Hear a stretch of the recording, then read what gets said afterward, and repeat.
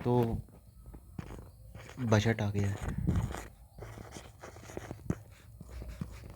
सबके लिए खुशखबरी है कि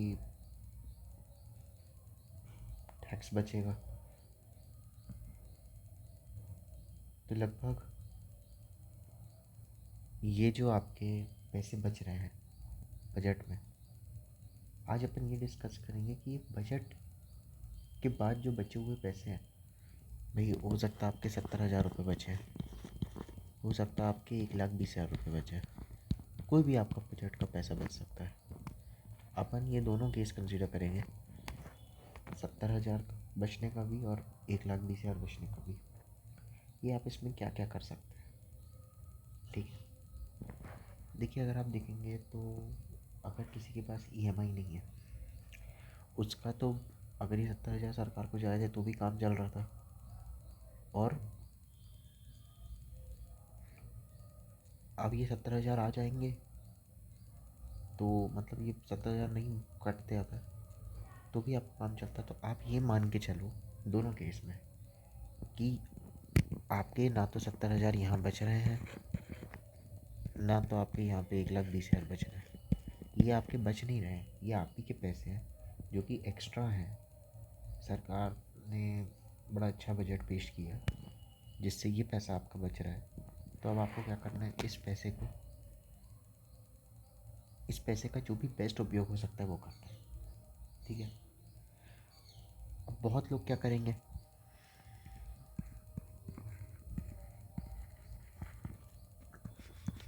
एक आईफोन ले लेंगे और यहाँ अपना पैसा पूरा खर्च कर देंगे। तो वो तो दोनों केस में, चाहे आप 70,000 का ले लो, चाहे आप 1,20,000 का ले लो, अगर आपने आईफोन तो हर कीमत का है ना, महंगी तो हर कीमत का आईफोन है। अगर आपने ये ले लिया तो हो गया। फिर तो क्या मतलब हुआ, आपको फ़ोन लेना है, आप कोई भी एक नॉर्मल 20-25 हज़ार तक का फ़ोन लीजिए जिसमें आपके सारे काम हो जाए, लेकिन ये बजट का जो पैसा बचा है इससे आईफोन नहीं लेना, ठीक है। दूसरा है कार। तो कार अगर आपकी नेसेसिटी है, आपको इतनी वैल्यू दे रही है, तो बिल्कुल लीजिए कार। लेकिन अगर आपका बजट है क्रेटा का और आप बोल रहे हो कि नहीं यार ये पैसा बच रहा है, तो मैं कहूँगा तुम क्रेटा नहीं लेता, मैं एक्सयूवी ले लेता हूँ। या फिर आप बोलोगे कि यार मेरा बजट है स्विफ्ट का, अब ये पैसा तो बच रहा है तो मेरी ईएमआई हो जाएगी, तो मैं ब्रेज़ा खरीद लेता हूँ। इस टाइप की चीज़ें मत करो, है ना। कार अपग्रेड नहीं करनी, अगर काम चल रहा है तो चलाएं दो। या फिर आप बोलो यार मेरा बड़ा शौक़ है, तो मैं काम करता हूँ, एक बड़ी सुंदर सी घड़ी ले आता हूँ,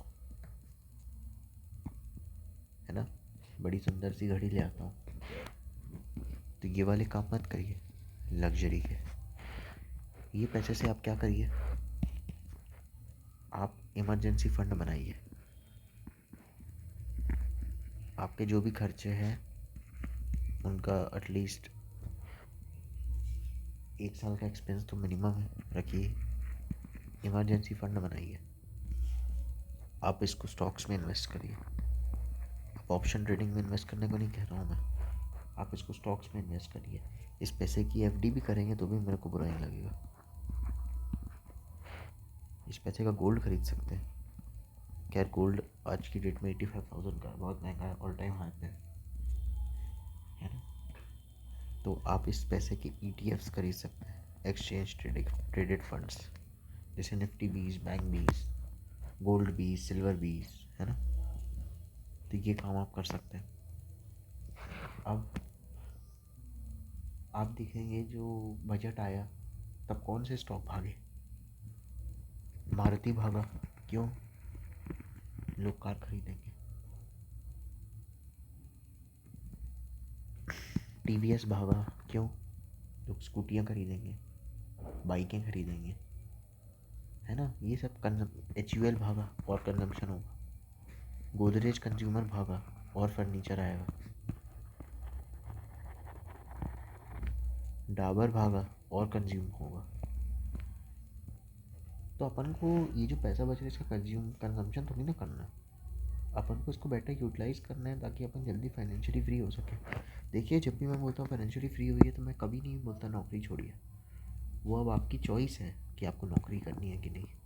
लेकिन अगर नौकरी खून चूसेगी, नौकरी अगर आपका जीना मुश्किल करेगी, तो फिर आप ही बताइए अपनी लाइफ को बर्बाद करना सही है या नहीं। तो चाहे आपकी 70,000 बचे, चाहे 1,20,000 बचे, आप इन्वेस्ट करिए। अगर ये 1,20,000 रुपये आपको 10% भी देते हैं रिटर्न, तो 12,000 रुपये साल के मिल रहा है। साल के 12,000 रुपये में क्या हो जाएगा? बहुत कुछ हो सकता है,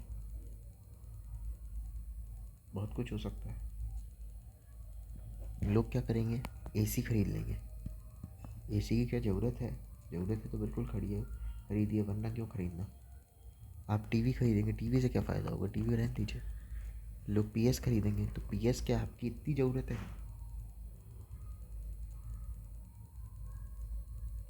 पीएस क्या आपकी इतनी ज़रूरत है कि आपकी बाकी सब ज़रूरतें पूरी हो गई हैं? वो पीएस खरीदने के लिए आपने क्या सैक्रिफाइस किया है? जैसे मेरे को भी है पीएस का शौक, तो मैं अगर खरीदूंगा तो मैं 10 चीज़ें ना खरीदूंगा और पीएस खरीदूंगा। तो ऐसे नहीं तो ऐसे मैनेज करिए। क्या ये 1,20,000 रुपये के और अच्छे उपयोग नहीं हो सकते? हम्म। तो ऐसे करके देखिए, है ना। अगर और क्या, बहुत आसान है। वैसे आजकल किसी को कुछ बोलना नहीं पड़ता, वो चुपचाप जाके क्या करता है, आईफोन ले आता है, या वो S24, S23, S25 अल्ट्रा ले आता है। यही फ़ोनों का आजकल मार्केट है। आईफोन की सेल है ना, एक साल में 36% बढ़ गई है। बहुत अच्छी सेल है। क्यों? क्योंकि दुनिया को खरीदना, और एक्चुअल काम कितने लोगों को है? नेग्लिजिबल। तो आदत है इंसान की वो चीज़ खरीदना जिसकी वैल्यू नहीं है। वैल्यू को मैंने चीज़ें खरीदी है, ठीक है, वो ज़्यादा फ़ायदेमंद होती है। और अगर आप अल्ट्रा एच एन आई हैं, फिर तो मैं कुछ बोल ही नहीं सकता। जिसको जो करना है करिए, और मैं कभी किसी को कुछ नहीं बोलता। मैं तो एक व्यू पॉइंट रखता हूँ। अगर मैं गलत हूँ तो आप मेरे को बताइए, है ना। अगला वीडियो मेरे को कार सेल्स का भी डालना है कि कौन कौन सी गाड़ियाँ ज़्यादा बिक रही हैं, कौन कौन सी कंपनियों में कैसा कैसा हो रहा है, उसका ही वीडियो डालना है। तो बढ़िया बजट था।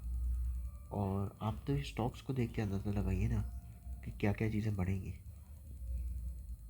देखिए, बहुत से लोग आ गए हैं इस ब्रैकेट में जो कि पहले टैक्स देते थे, अब वो टैक्स नहीं भरना पड़ेगा। तो आप मान के चलें कि पैसा तो मार्केट में आएगा, और थोड़ा मोड़ा नहीं, अच्छा खासा आएगा। क्योंकि बहुत लोगों के तो लोन चल रहा है, ईएमआई चल रही है। इसमें रियल एस्टेट बूम करेगा।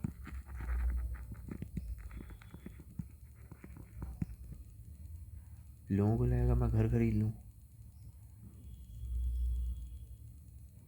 ईएमआई बांध के मैं घर खरीद लूँ, तो बहुत कुछ होगा। जो छोटे टिकट साइज़ के घर हैं वो भी बढ़ सकते हैं।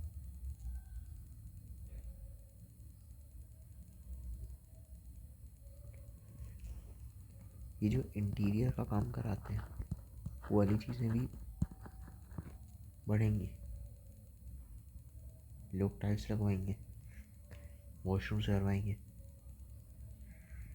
तो कुल मिला के ये बात है कि दुनिया जहाँ पैसा खर्च कर रही है वहाँ करेगी। अच्छा, एक बहुत अच्छी जगह जहाँ पैसा खर्च करेगी, मैं शेयर तो नहीं बता रहा हूँ ये, क्योंकि वो शेयर का कंपनी बहुत ओवर वैल्यूड है। ये जो भी है, अंडर वैल्यू है, ओवर वैल्यू है, जो भी है, मैं बिल्कुल स्टॉक्स का भी रिकमेंड नहीं करता, है ना। मैं आपको जस्ट एक एग्जांपल देता हूँ कि आप देखिए वो स्टॉक्स को कैसे बढ़ रहा है। 3 महीने पहले क्या थे और आज का प्राइस क्या है ना, क्यों बढ़ रहा है। अल्टीमेटली तो शेयर तभी बढ़ेगा ना जब एक कंपनी प्रॉफिट करेगी। आप हवाई बातें कितने ही कर लें, थोड़ा बहुत बढ़ जाएगा, थोड़े टाइम तक बढ़ जाएगा, पर कितना बढ़ाओगे उसको? अल्टीमेटली तो वो वैसे ही चलेगा जब कंपनी में पैसा आएगा। तो आप देखिए लोग क्या करते हैं जब पैसा आता है, तो जोमेटो स्विगी करता है, और बहुत ज़बरदस्त तरीके से करता है। क्या करेंगे? घूमने जाएंगे, हॉलीडे पे जाएंगे।